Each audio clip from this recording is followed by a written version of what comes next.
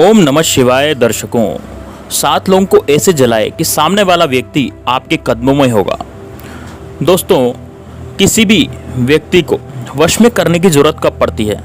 अगर सामने वाला व्यक्ति आपके मन के अनुसार व्यवहार नहीं करता, या जैसे कि आपका बच्चा है, वह आपकी बिल्कुल भी नहीं सुनता, व्यसन करता है, दारू पीता है, झगड़े करता है, घर में अपने काम पर ध्यान नहीं देता, तो उस व्यक्ति को वश में करके उसकी ज़िंदगी सुधारने के लिए यह 7 लोगों का छोटा सा उपाय प्रयोग आपके लिए वरदान बन सकता है।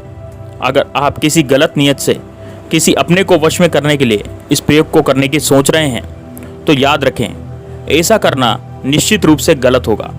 तो चलिए इस प्रयोग को कौन कौन कर सकता है यह देखते हैं। जो माता पिता जिनका बेटा व्यसन कर चुका है और व्यसन बिल्कुल दिनादिन व्यसन करता जा रहा है, अपने माता पिता की बिल्कुल भी नहीं सुनता, घर या काम पर उसका ध्यान नहीं लगता, पूरी तरह से व्यसन के अंदर डूबा है, तो उस बच्चों को बाहर निकालने के लिए, व्यसन से बाहर निकालने के लिए, गलत संगत छोड़ने के लिए इसका प्रयोग उसके माता पिता कर सकते हैं। यदि आपके पति या पत्नी या प्रेमी आपके अलावा किसी अन्य लोगों के प्रति आकर्षित है, तो आप अपनी शादी बचाने के लिए, अपने प्यार को फिर से पाने के लिए यह प्रयोग निश्चित रूप से कर सकते हैं। कोई अपना है, कोई करीब रिश्तेदार है, जो व्यक्ति आपसे दूर है, अगर गुस्से में है तो दूसरे की सलाह पर आपके खिलाफ कुछ गलत काम कर रहा है और इसलिए आप शारीरिक या मानसिक रूप से पीड़ित हैं, तो इस प्रयोग को करके आप अपना जीवन सुखमय और मंगलमय बना सकते हैं।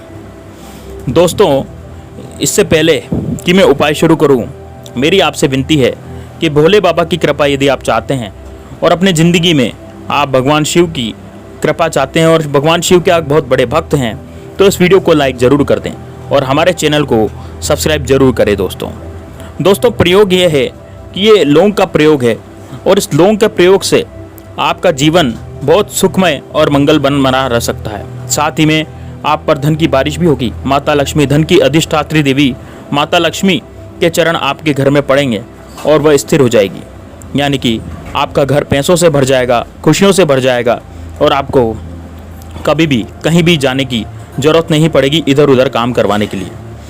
तो दोस्तों, इस प्रयोग के लिए आपको एक अखंड लौंग लेनी है।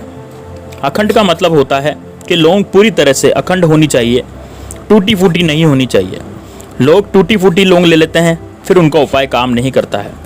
तो आपको पूरी तरह से शुद्ध अखंड लौंग लेनी है, जिसमें फूल लगा रहता है पीछे, वो वाली लौंग आपको लेनी है। उसके साथ आपको शुद्ध शहद भी लेना है और उसके साथ आपको कुछ कपूर के दाने भी लेने हैं। अगर आपके पास भी कपूर है तो बहुत अच्छी बात है। भीमसेनी कपूर जो होता है वो दुकानों पे मिलता है और भीमसेनी कपूर जितना फ़ायदेमंद होता है उतना दूसरा कपूर फ़ायदेमंद नहीं होता। तो बड़ी अच्छी बात है, अगर आप भीमसेनी कपूर को किसी दुकान में जाते हैं तो बड़ी आसानी से आपको भीमसेनी कपूर मिल जाता है। अगर वह नहीं मिला तो कोई बात नहीं, आप जो सादा कपूर होता है उससे किसी भी किराना की दुकान से आसानी से आप खरीद सकते हैं, वह कपूर भी इसके अंदर ले सकते हैं। आप जिस व्यक्ति के लिए यह प्रयोग करना चाह रहे हैं उस व्यक्ति को इसके बारे में बिल्कुल भी पता नहीं चलना चाहिए। यह बात आप ध्यान में रखें कि यह प्रयोग कैसे करना है, हम ठीक से आपको बता देते हैं।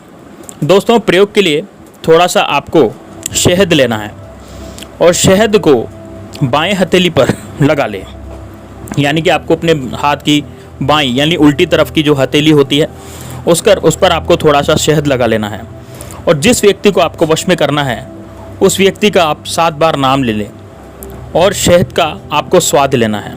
दोस्तों, मैं फिर से बता रहा हूँ, जिस व्यक्ति को आपको वश में करना है उस व्यक्ति का नाम आपको 7 बार लेना है और वह थोड़ा थोड़ा शहद करके थोड़ा थोड़ा आपको उसका स्वाद लेना है।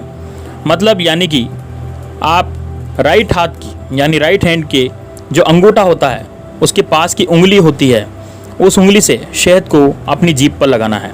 अंगूठे के पास की उंगली दोस्तों तर्जनी बोलते हैं, उस तर्जनी से अंगूठे के पास की, अब वो कौन सी उंगली है? राइट हैंड की, यानी आपके सीधे हाथ की अंगूठे के पास वाली उंगली से आपको उल्टे हाथ में शहद लेना है और उल्टे हाथ की हथेली में जो शहद है उसको ले लेके 7 बार आपको अपनी जीभ पर लगाना है, स्पर्श कराना है।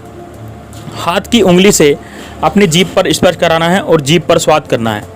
ध्यान रखें, यह कार्य आपको उस व्यक्ति का नाम 7 बार लेकर करना है। जैसे कि आपने एक बार शहद लगाया तो एक बार उसका नाम लिया, दूसरी बार लगाया तो फिर उसका नाम लिया, तीसरी बार लगाया तो फिर उसका नाम लिया, चौथी बार लगाया तो फिर उसका नाम लिया।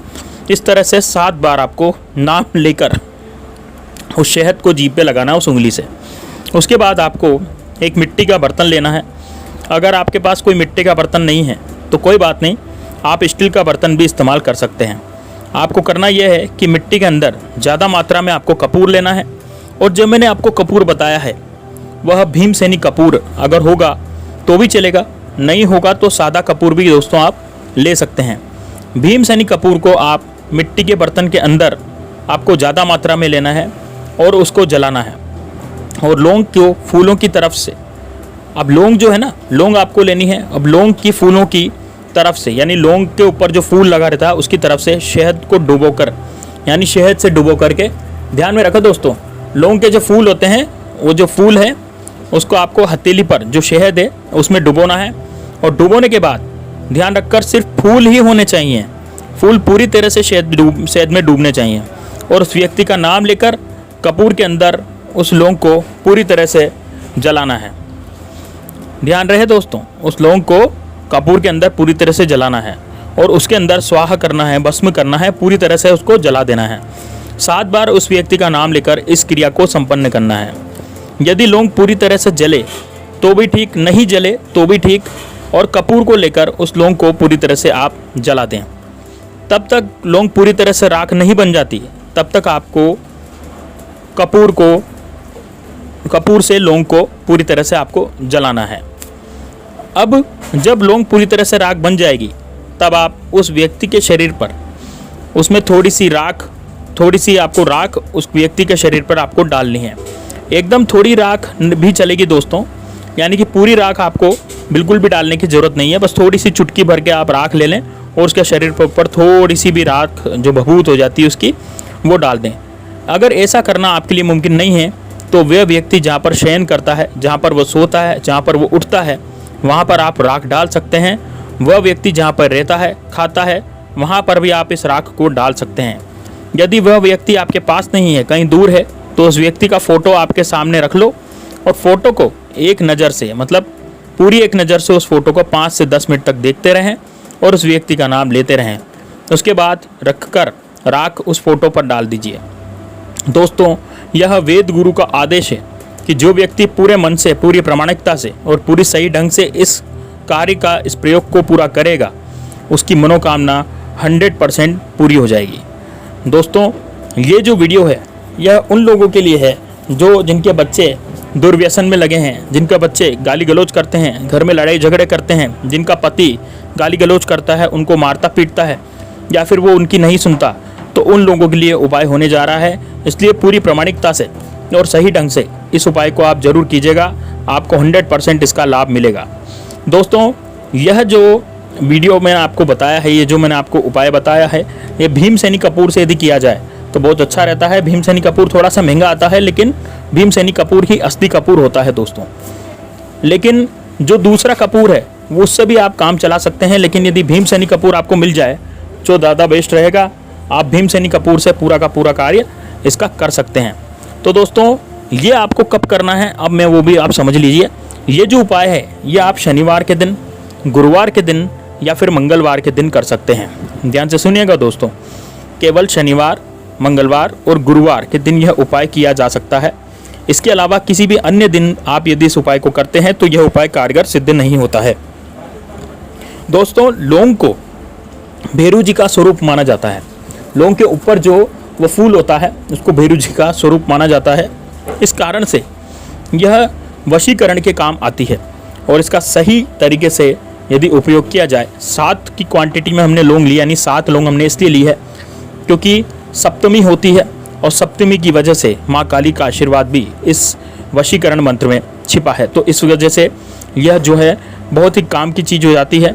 महाकाली के आशीर्वाद से आपको बहुत ही जल्दी सफलता मिलेगी। तो आपको यदि वीडियो पसंद आई हो तो वीडियो को लाइक कर दीजिए और हमारे YouTube channel grow to success को सब्सक्राइब कर दीजिए। कमेंट बॉक्स में ओम नमः शिवाय लिखना बिल्कुल नहीं भला बोले।